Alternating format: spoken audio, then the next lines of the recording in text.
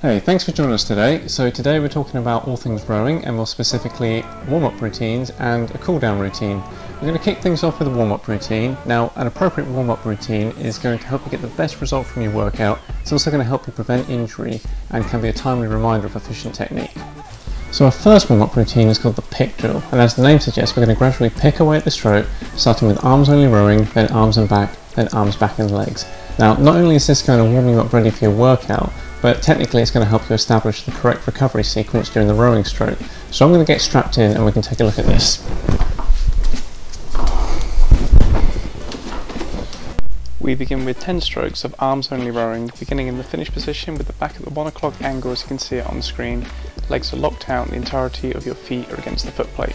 Fully extend your arms, elbows locked out, shoulders forward and lats engaged. Next we extend for 10 strokes to arms and back rowing. Arms still extend first, then through flexion of the hip joint the angle of the back changes to the 11 o'clock position. The key point of performance here is that the handle has moved past the knee joint before the knees have broken. Now we extend to half slide for 10 strokes, which introduces the legs for the first time. You'll travel approximately half the distance down the slide, allowing the knees to break but only after the hands have travelled past them. This is one of the main benefits to this exercise in teaching the recovery sequence. If the knees break before the hands are passed, the handle takes an inefficient path up and over the knees. There will be an approximate 90-degree bend in the knees at half slide, and the handle will be approximately over the toes. And finally, we extend to full slide for 10 strokes, fully compressing the legs, targeting that point where the shin is vertical at the catch, before driving back with the legs, opening up the back angle and finishing with the arms. Our next warm-up routine is called the pause drill, and it's not too dissimilar to the pick drill, where we're going to pause at each of the positions that you would have just seen during the pick drill. We're going to pause at each position twice, separated by 3 full strokes. And what this gives you an opportunity to do is to check that you're in the correct position, or for your coach to come along and make any corrections. So again, let's strap in and take a look at that.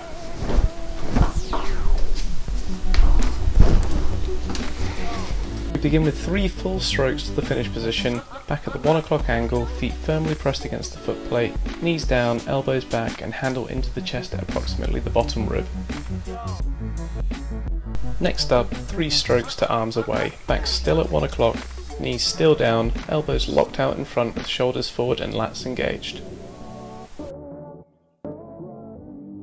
Now 3 strokes and pause at arms away and body rocked over, as we flex at the hip joint, changing that back angle to the 11 o'clock position and the handle is beyond the knees with the knees still down.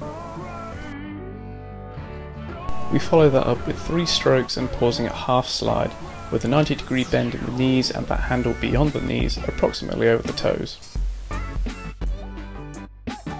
And finally, after 3 strokes we pause in the catch position, compressing with the legs to the point where the shin is vertical, arms and shoulders remain forward and locked out with lats engaged, back remains at the 11 o'clock angle. Our next 2 warm-up routines are rating related, and we're going to begin with one called a rate pyramid. And what this is going to do is it's going to increase your heart rate, get that blood pumping and prep your aerobic system ready for your workout. Now you'll all be familiar with what a pyramid looks like, and your rating is going to mirror that shape.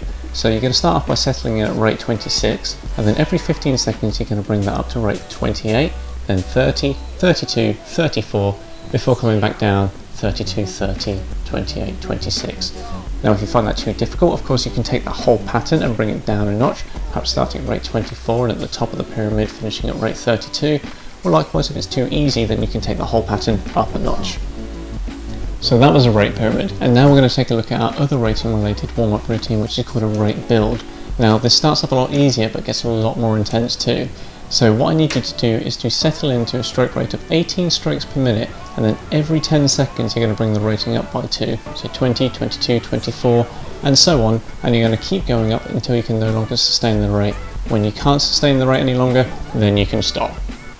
You'll typically do this type of warm-up before a higher intensity workout where the rating tends to be a little bit higher. So not only are you increasing your heart rate and prepping your aerobic system, but by taking your rating as high as you can during the warm-up, the rating you have to sustain during your workout will feel comparatively easier, so you just need to focus on good technique. So I'm just going to strap in one more time so we can take a look at some tactics and some technical cues that are going to help you hit the lower ratings but also the higher ratings.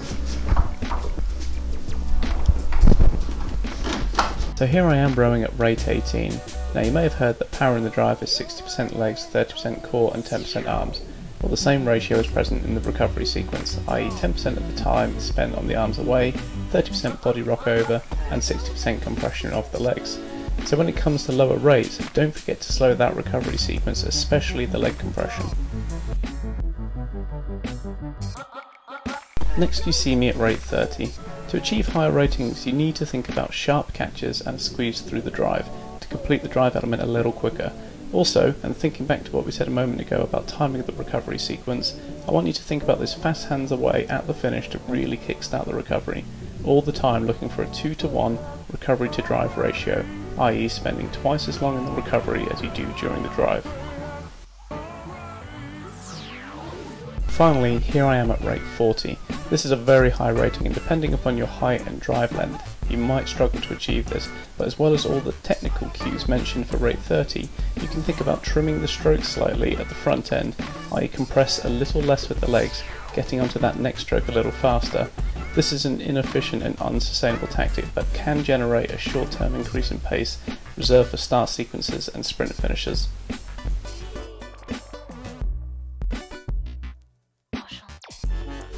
Our final warm-up routine is simply a steady state row where you're going to row for 2 minutes or 500 meters at your own pace from full strokes at a comfortable rating. This is going to warm up all the muscles relevant to rowing as well as refamiliarizing yourself with that movement pattern. So that's it for warm-up routines. So now I just want to spend a couple of minutes talking about a cool down.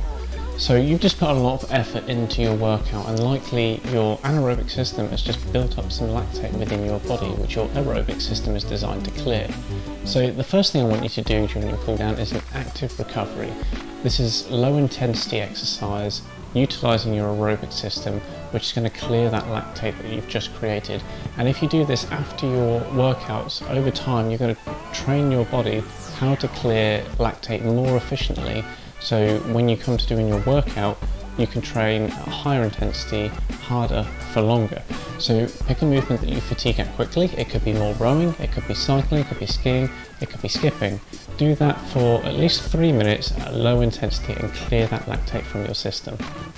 After your active recovery, I then want you to spend a few minutes stretching all those muscles that you've used during your workout as well as any other areas of tightness. Active recovery and stretching are both going to promote recovery ready for your next workout.